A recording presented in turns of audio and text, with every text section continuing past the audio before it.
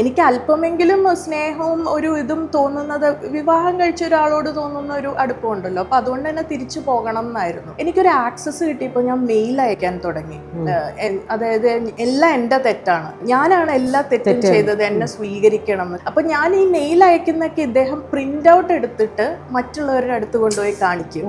നോക്ക്, ഇപ്പൊ സത്യം മനസ്സിലായില്ല, അവള് തന്നെ പറയുന്നു അവൾക്കാണ് പ്രശ്നം എന്നുള്ളത്. ഇപ്പൊ മനസ്സിലായില്ലേ ഞാൻ എന്തുകൊണ്ടാണ് ഉപേക്ഷിച്ചതെന്ന്. അപ്പൊ എൻ്റെ ബന്ധുക്കളടക്കം ഇനി അവനെ ശല്യം ചെയ്യരുതെന്ന് പറയണം. അപ്പോൾ എനിക്ക് ഫേസ്ബുക്ക് യൂസ് ചെയ്യാൻ പാടില്ല, ഒന്നുമില്ല, എൻ്റെ ഫോണൊന്നും യൂസ് ചെയ്യാൻ പാടില്ല, എല്ലാം ഡിസ്കണക്റ്റഡ്. എൻ്റെ ഐഡൻറ്റിറ്റി അവിടെ തീരുകയാണ്. 2013 നവംബറിൽ വിവാഹം കഴിക്കുന്നു, ഫെബ്രുവരിയിൽ പിരിയുന്നു. അതിനുശേഷം എനിക്ക് ഐഡൻറ്റിറ്റി ഇല്ല. ഇത്രയും കാലം മിടുക്കിയായി പഠിച്ചു എന്ന് പറയുന്ന, നന്നായി സംസാരിക്കും, നന്നായി എഴുതും എന്നൊക്കെ പറയുന്ന ഒരു പെൺകുട്ടി ഭ്രാന്തിയായിട്ട് മുറിക്കുള്ളിൽ. അതിനോടൊപ്പം തന്നെ ഞാൻ സിവിയർ ആയിട്ടുള്ള ഡിപ്രഷനിലേക്കും. അപ്പോൾ എല്ലാം കൂടി എൻ്റെ ജീവിതം അവിടെ അവസാനിച്ചു. ഇനി ജീവിക്കുക എന്ന് പറയുന്നതിൽ യാതൊരു അർത്ഥവും ഇല്ല.